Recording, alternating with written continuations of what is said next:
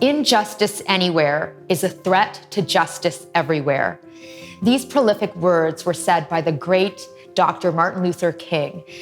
And I hold these words so dear to my heart because at the root of these words is the idea that until other people are liberated, I'm not liberated.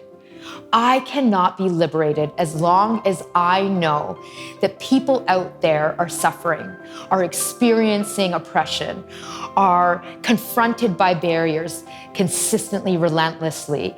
My liberation is directly tied to how other people are experiencing life in society.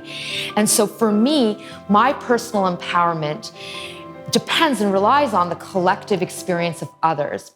I think a lot about this in the context of self-care. I think about it from the perspective of why do I spend so much time as a woman of color, from a religious minority group. I am Punjabi by culture, I'm Sikh by faith. I call myself a brown girl, a proud brown girl.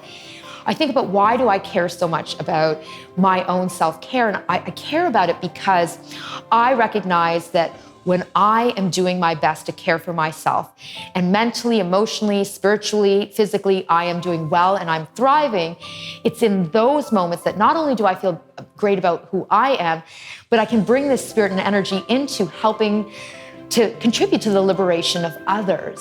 I also think about when I'm thriving, I model for others what it looks like to thrive. I also think about how when I'm thriving and I'm climbing, I can lift others along with me to help with their liberation.